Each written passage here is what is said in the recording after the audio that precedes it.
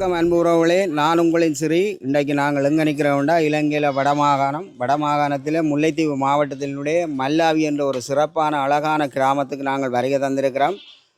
நேரம் அவசரமாக குறிக்கப்பட்ட நேரத்துக்குள்ளே நாங்கள் வந்தபடியே ஆரம்பத்தில் நாங்கள் எங்கே இறங்கினதுன்றதை நாங்கள் நுழைவாயில் காட்டலை. இப்போ இங்கே நாங்கள் வந்ததுக்கு காரணம், அண்மை காலமாக பழைய முன்னாள் போராளிகள் ஒன்றிணைந்து ஒரு புதிய ஒரு மாற்றத்துக்கான ஒரு கட்சி புனித பூமி மக்கள் கட்சி என்றது வடபகுதியை தழுவிய நீதியில் பல மக்கள் சந்திப்புகளை ஏற்பாடு செய்து கொண்டிருக்கணும்.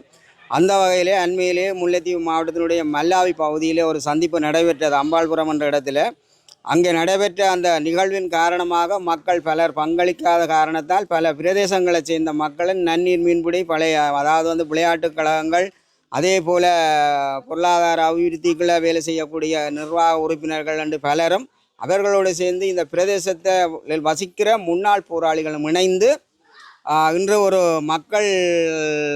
மக்கள் ஊர் கூடி ஒன்று சேர்ந்து உணவு சமைத்து ஒற்றுமையாக இன்றைக்கு இந்த மக்கள் புனித பூமி மக்கள் கட்சி, அதாவது முன்னாள் புனர்வாழ்வளிக்கப்பட்ட அந்த போராளிகளுக்கு இன்றைக்கு பகிர்ந்தளித்து அவர்களும் இணைந்து உணவுகளை பரிமாற போகிறார்கள். அதைத்தான் நாங்கள் இன்றைக்கு எங்களுடைய காணொலியில் கொண்டு வந்திருக்கோம். இதற்கான அபிப்பிராயங்கள் கமெண்ட்ஸுகளை நீங்கள் எழுத வேணும் என்று கேட்டுக்கொண்டு, தொடர்ந்து இன்றைக்கு என்னென்ன நிகழ்வுகள் நடைபெற்றதுன்றதை எங்களுடைய காணொலி மூலம் உங்களுக்கு கொண்டு வருகிறோம் என்று கேட்டுக்கொண்டு, மீண்டும் ஒரு பதில் காணொலி மூலம் சந்திக்கும் வரை உங்களிடமிருந்து விடைபெற்றுக் கொள்ளும் உங்கள் அன்பின் சிறி. நன்றி, வணக்கம். என்னுடைய கலந்துரையாடலுக்கு வந்திருக்கும் புனித பூமி மக்கள் கட்சியினரை வரவேற்றுக் கொண்டு நம்ம ஒரு நிமிட அகவணக்கத்துடன், பேருக்கு தெரிஞ்சிருக்கும் இந்த கட்சி புனித பூமி மக்கள் கட்சி ஏற்கனவே போன கிழமைக்குள்ளே வந்திருந்தவியல் அவையலுடனான கலந்துரையாடல் அவையல்ட சார்பாக இந்த மக்களுக்கான மதிய உணவினை ஏற்பாடு செய்திருக்கிறோம். அதற்கு நன்றியை தெரிவித்துக் கொண்டு, புனித பூமி மக்கள் கட்சியின்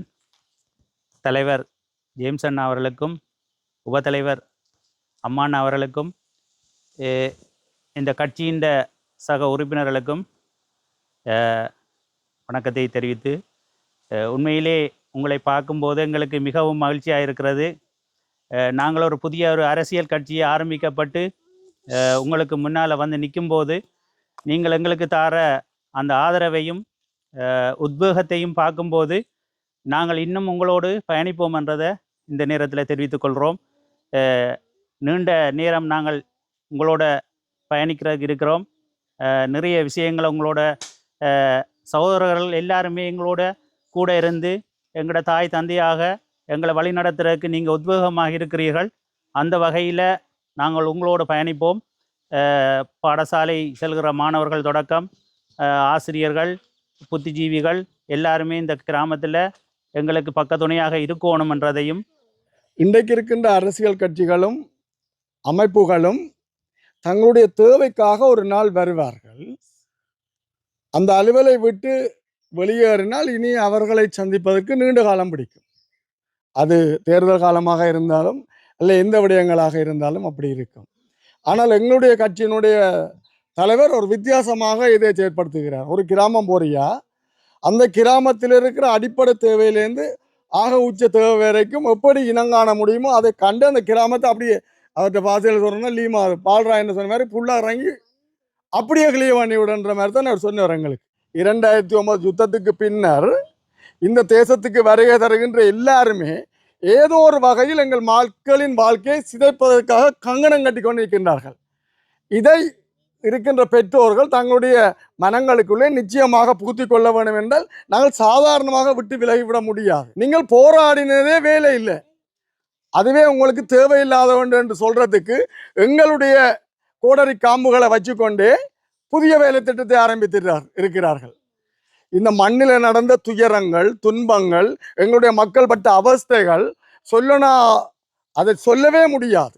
இங்கே மாவீரர் 2 பிள்ளைகளை கொடுத்த தந்தையும் இருக்கின்றார். இப்போ உங்களுடைய சகோதரர்களை பறி கொடுத்தவர்கள் இருக்கிறீங்க. உங்களுக்கு தெரியும் இந்த மண்ணில் எப்படி நாங்கள் வாழ்ந்த நாங்கள் என்று. ஆனால் இதெல்லாம் தெரியாத கோடரி காம்புகள் இப்போது புதுசாக இந்த போராட்டமே தேவையில்லாமல் நடந்தது என்ற மாதிரியான கதைகளை சோடிச்சு கொண்டு இப்போ நாட்டுக்குள்ள வந்திருக்கிறது. அந்த அரசியல் வெற்றி அடைவதற்காக இந்த மக்கள் இப்போது கங்கணம் கட்டி வரும்போது அதை திசை திருப்பதற்காக இன்று நிறைய சக்திகள் இந்த மண்ணுக்குள்ளே ஊடுருவி இருக்கின்றன.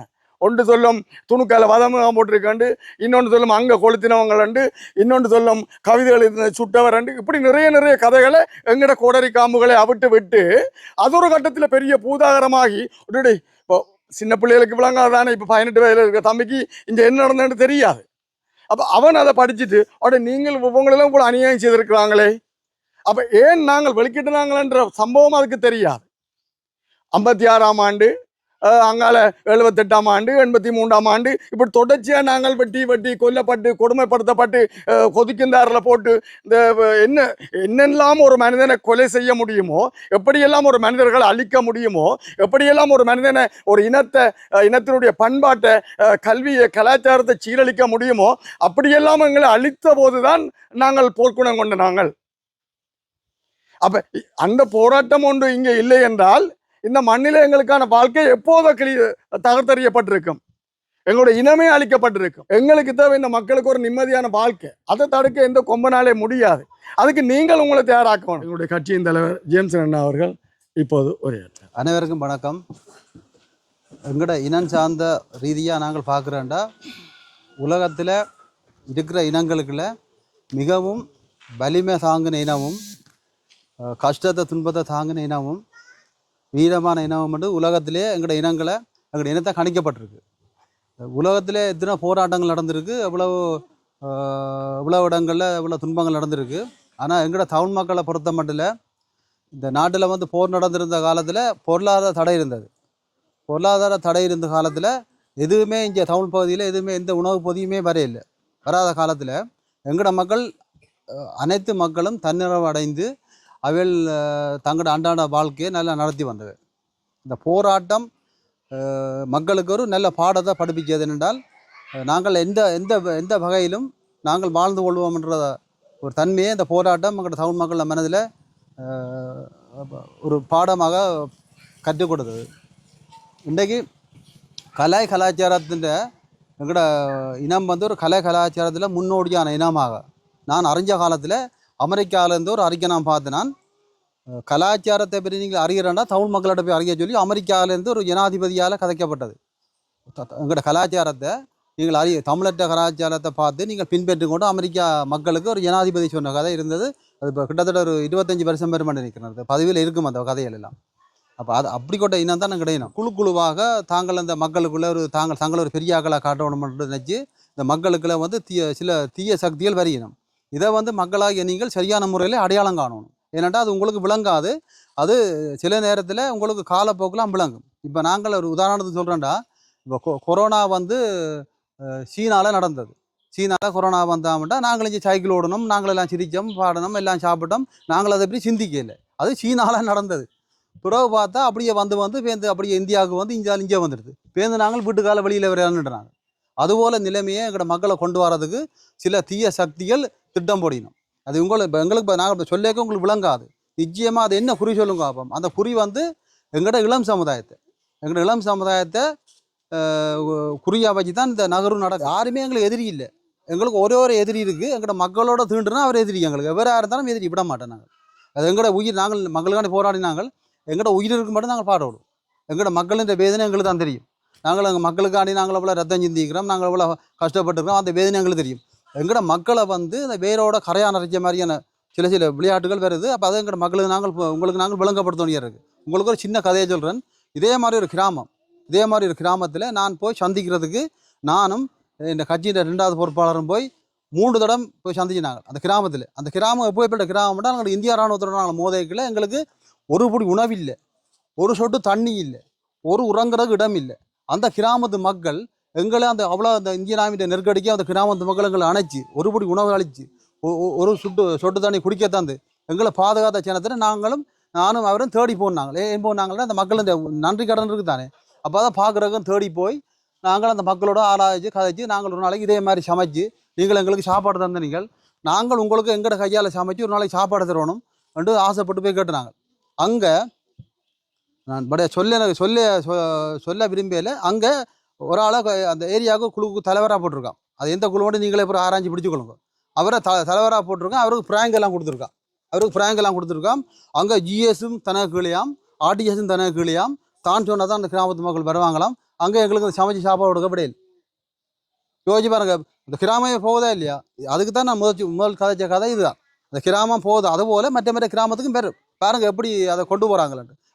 எங்கட ஆள் தான் அது வித்தியாசமான ஆட்கள் வரையில் எங்கட ஒரு ஆள் தான் எங்களுக்கு இந்த கதையை சொல்லி அப்படி இருந்து நாங்கள் சரி எங்களோட மக்களுக்காண்டி நாங்கள் சொல்லி நாங்கள் அவே தன்மையாக கதைச்சி போட்டு வந்து அவரோட வந்து நாங்கள் வந்து பிறகு நாங்கள் நகர்த்திய செய்வோம் என்று பார்த்தால் அவருக்கு அடுத்தடுத்த நின்றவர் எங்களுக்கு செய்து தள்ளான்னு சொன்னவரை போய் சொல்லி மறித்து நீங்கள் அதை செய்யாங்கன்னு சொல்லி அவரும் பிறகு எங்களோட ஃபோன் எடுக்காம விட்டார். எங்களுக்கு எல்லாம் தெரியும், நாங்கள் செய்யாதாக்கள் இல்லை, எங்களுக்கு நாங்கள் நடந்து வரைக்கும் ஆக்களை பார்த்து சொல்லுவோம் வேறு பேர் விட ஆளுண்டு. அப்போ அவர்கிட்ட நகர்வுலாம் எங்களுக்கு தெரியும்.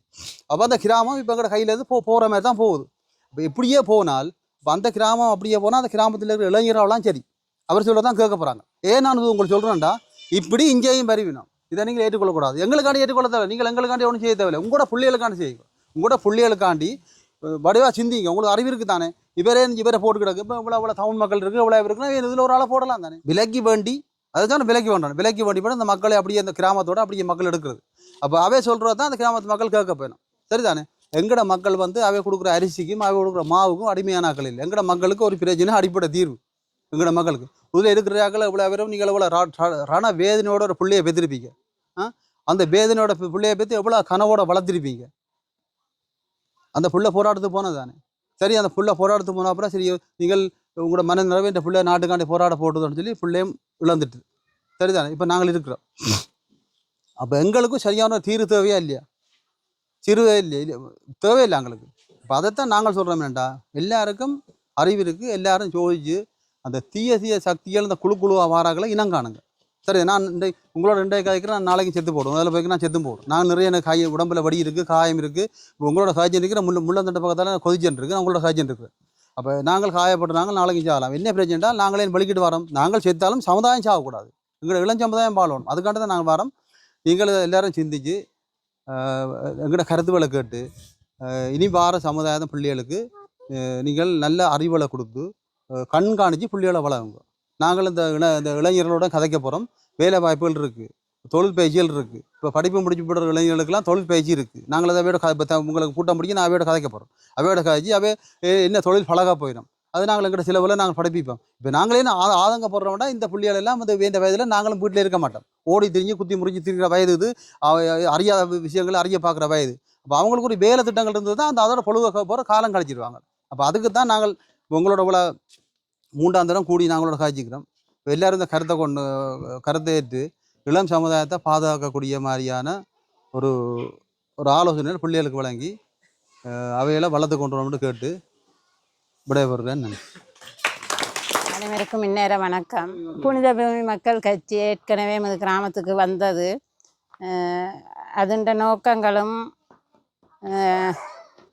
பழைய போராளிகள் என்றபடியினால் எங்களுக்கு அவர்களோட பயணிக்க விருப்பம் என்பதையும் தொடர்ந்து பயணிப்போம் என்பதையும் தெரிவித்துக் கொள்கிறேன். நன்றி. வருகை தந்திருக்கிற அனைவருக்கும் இந்நேர வணக்கம். உண்மையிலே இந்த புனித பூமி மக்கள் கட்சி என்றது எங்களோட கிராமத்துக்கு தேவை என்றதை நான் உணர்ந்திருக்கிறேன், நீங்களும் உணர்ந்திருப்பீங்கன்னு நினைக்கிறேன். எதிர்கால சந்ததி கெட்டு போகக்கூடாதுன்றது ஒரு நோக்கத்துடன் வந்திருக்கிறார்கள். அரிசி மூட மாமூடையோட வரல, தயவுசெய்து அப்படி யாரும் விளங்கி கொள்ளாங்க. நாளைய சந்ததி எப்படி வாழ வேணும் என்று சொல்வதற்காக வந்திருக்கிறாங்க. அதை நாங்கள் விரும்பியிருக்கிறோம், நாங்கள் விரும்பி வரவேற்றிருக்கிறோம். இந்த புனித பூமி மக்கள் கட்சி தொடர்ந்து பயணிக்கும், எங்களுடன் பயணிக்க வேண்டும் என்று கேட்டுக்கொண்டு நாளைய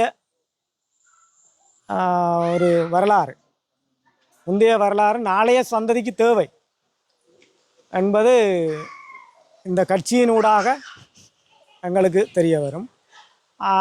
அடுத்த கட்ட தலைவர்களாக எங்கள் நாளைய சந்ததிகளை வளர்ப்பதற்காக இந்த கட்சி உண்மையாலே எங்களுக்கு எவ்வளவு முக்கியம் என்றதை எங்களோட கட்சியின் தலைவர் மற்ற சகோதரர் எல்லாரும் சொன்னதை விளங்கியிருப்பீங்க. நாங்கள் அழைப்பை ஏற்று வந்தது இன்றைய தினம் மதிய உணவையும் எங்களுக்காக அவர்கள் வழங்கி இந்த நிகழ்வை சிறப்பித்திருக்கிறார்கள். இத்துடன் முடிந்து போகாமல் மீண்டும் அவர்கள் இந்த இடத்துக்கு வருகை தருவார்கள். எங்கள் இளைஞர்கள் தேவைகள் அதே போல் ஒவ்வொரு குடும்பத்திலும் பொதுவாக நான் இது இன்றுடன் முடிந்து போவதாக எனக்கு தெரியவில்லை, முடிந்தும் போகாது. ஒவ்வொரு குடும்பத்துக்கும் என்ன தேவை என்றதை நிச்சயமாக ஆராய்வார்கள், நிச்சயமாக உதவி செய்வார்கள். இளைஞர்களுக்கு வேலைவாய்ப்பு அவர் சொன்னது போல் சகலது நடக்கும். அதை கருத்தில் கொண்டு அவர்களுடன் தொடர்ந்து பயணித்து ஒரு தோல்விகள் நிறைய சந்திச்சிருக்கிறோம், அதெல்லாம் மறந்து இனியொரு வெற்றியை நோக்கி நாங்கள் பயணிப்போம், இந்த கட்சியை நாங்கள் ஆதரிப்போம் என்று சொல்லி விடைபெறுகிறேன். அப்போ கூட விளையாட்டு கிரவுண்டுக்கு உங்களுக்கு பந்து நேற்று தந்துக்கிறோம். அப்போ நீங்கள் என்ன விளையாட்டில் முன்னுக்கு வர்றதுக்கு உங்களுக்கு என்ன தேவை? என்னப்போ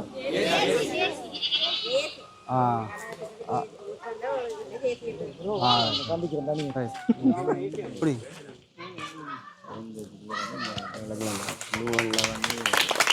அந்த அத்தனை அதுக்கு அந்த உற்சாகங்கள் விளையாட்டு கழகத்துக்கு புனித பூமி மக்கள் கட்சியின் சார்பாக ஒரு போலும் நெட்டும் கொடுக்கப்பட்டிருக்கு. அதுக்கு நன்றியை தெரிவித்துக் கொண்டு மேலும் எங்களோட கழகத்துக்கு இன்னும் வர தேவையை பூர்த்தி செய்து தருமாறு கேட்கிறேன்.